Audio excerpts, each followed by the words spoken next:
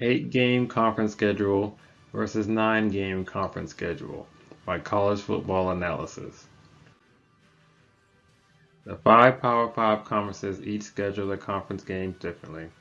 The ACC and the SEC both have 14 members and play 8 conference games.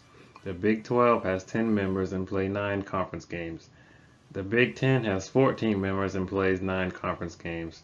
The Pac-12 has 12 members and plays 9 conference games. First off, we will cover the ACC and the SEC as they both have a similar scheduling format, overlapping territories, and often play each other in out-of-conference and rivalry games. The main advantages of an 8-game conference schedule are increased control over your strength of schedule, increased flexibility, and a decreased amount of total losses conference-wide. Increased control over strength of schedule. As we all know, the college football regular season consists of 12 games, so an 8-game conference schedule allows for a team to have 4 out-of-conference games. The ACC and the SEC both mandate that their teams play at least one out-of-conference Power 5 team or Notre Dame. The formula for the 4 out-of-conference game slots goes something like this: a group of 5 team, a group of 5 team / Power 5 team, an FCS team, or a rivalry game / Power 5 team. Slot A, group of 5 team. Every Power 5 team tries to schedule at least one group of 5 cupcake for an easy win. These games are oftentimes scheduled early on in the season and serve as a tune-up before conference play begins. Slot B, group of 5 team or Power 5 team. If a team wants to increase their strength of schedule, they will pick a Power 5 team. If a team wishes to decrease their strength of schedule, they will pick a group of 5 team. It is as simple as that. Slot C, FCS team. This is what you call a revenue game. A revenue game is when a lesser team, such as a bottom tier Power 5 team, group of 5 team, or FCS team, schedules a strong Power 5 opponent for a lump sum of guaranteed money. These payouts can range anywhere between $200,000 to well over $1 million. This is a mutually beneficial arrangement for several reasons.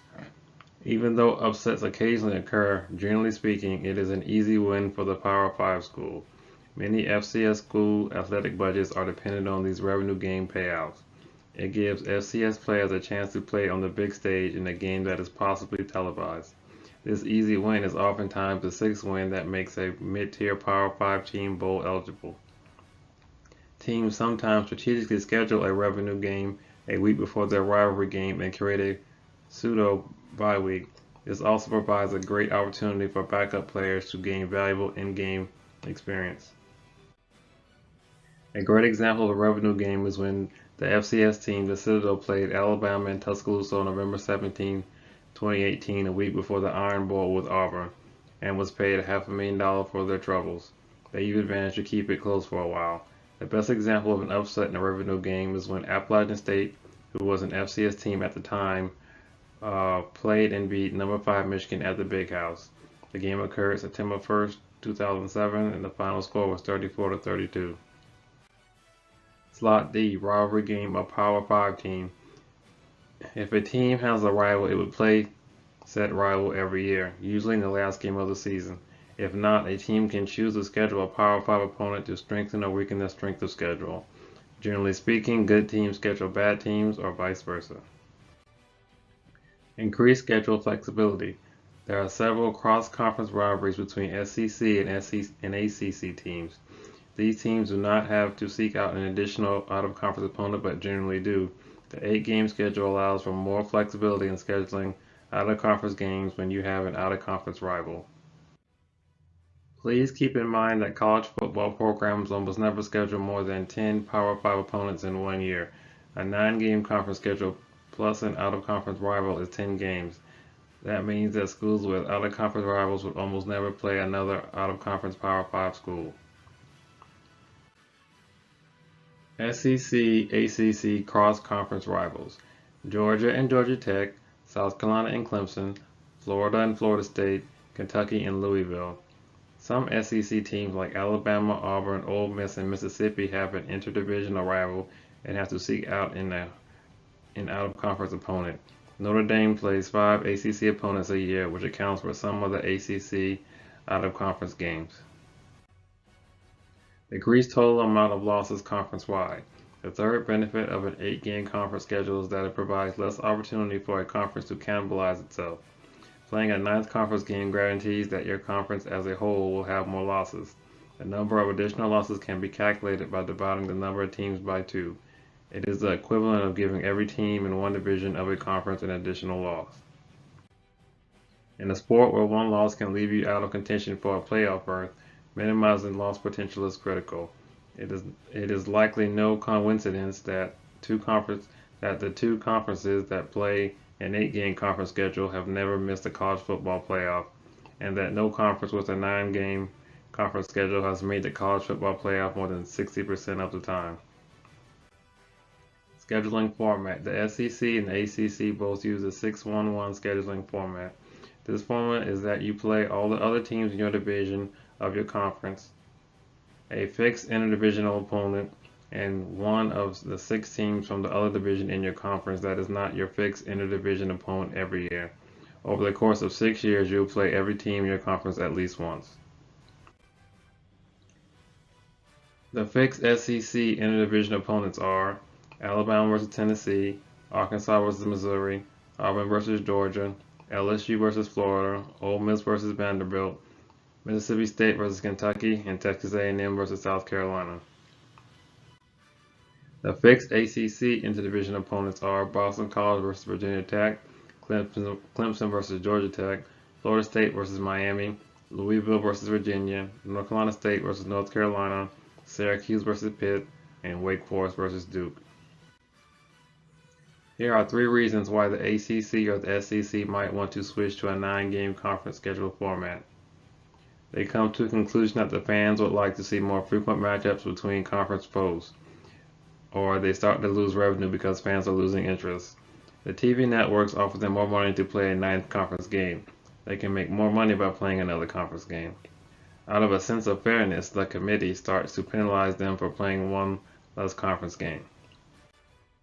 Now on to the Big 10, the Big 12, and the Pac-12, which all play 9 conference games but go about it in differing ways as they all have a different number of teams.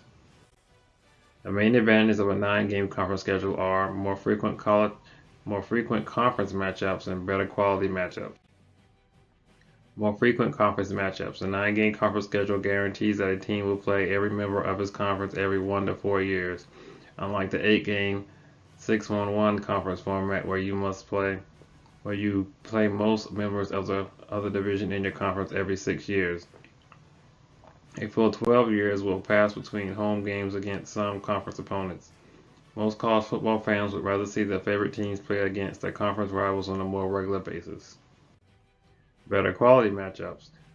Most college football fans would rather see a Power 5 team take on another quality Power 5 program instead of an SEC team. Group of 5 team, a bottom tier Power 5 opponent. The vast majority of games against FCS teams and Group of 5 teams are blowouts. Most college football fans would rather see a competitive game. Scheduling format. Big 12. The Big 12 plays a true round robin where every team plays every other team every season. Home and away games alternate every season. This is probably the fairest system in terms of deciding who gets to go to the conference championship game. It also guarantees a rematch in the conference championship game, allowing a team to avenge an earlier season loss. However, it would still not prevent the type of scenario that was seen in 2008 when there was a 3-way tie in the Big 12 South Division when Texas, Texas Tech, and Oklahoma were all 11-1. One drawback of the 9-game Big 12 schedule is the loss of some traditional rivalry games. The backyard brawl between Pitt and West Virginia, the border war between Missouri and Kansas, and the Texas versus Texas A&M games are no longer played. This is at least partially due to scheduling difficulties. All 3 of these games have been held over 100 times each, but all 3 of them have not been played since 2011. Scheduling format. Pac-12. The Pac-12 plays 9 conference games. Every team plays every team in their division and 4 of the 6 teams in the other division every year. The teams play and the other divisions change every 2 years. There is one caveat, however. The four California schools, Cal, Stanford, UCLA, and USC, play each other every year per prearranged agreement. As a result, some conference teams only play California schools every 4 years instead of 2. Scheduling format: Big Ten. The Big Ten has a similar setup to the ACC-SEC 6-1-1 format, but with an extra conference game from the other division added. Every Big Ten team plays all the other Big Ten teams at least once every 3 years. It's interesting to note that the Big Ten has banned its teams from playing FCS schools. The fixed Big Ten interdivision opponents are Illinois versus Penn State, Indiana versus Purdue, Iowa versus Rutgers, Maryland versus Northwestern, Michigan versus Nebraska, Michigan State versus Minnesota, and Ohio State versus Wisconsin. Here are the 3 reasons why the Big Ten, Big 12, or Pac-12 might want to switch to an 8-game conference schedule format. They want to increase the chances that a team from their conference makes the college football playoffs. They want to restore some of college football's oldest rivalries. They come to the conclusion that they can make more money with a high-profile out-of-conference neutral site game than a 9th conference game, for example, USC versus Ohio State at Jerry World. In conclusion, the 8-game conference schedule format increases the team's chances of making a bowl game or the college football playoff, while also allowing for room for traditional rivalry games. But the 9-game conference schedule format creates a more compelling and frequent matchups between conference foes. Both scheduling strategies have their advantages and disadvantages, and no conference seems as if it will make the change anytime soon. For now, you should get used to the status quo. If you enjoyed this video, please like, comment, subscribe, and hit the notification bell icon so that you won't miss out on any future videos. Thank you for watching. College Football Analysis out.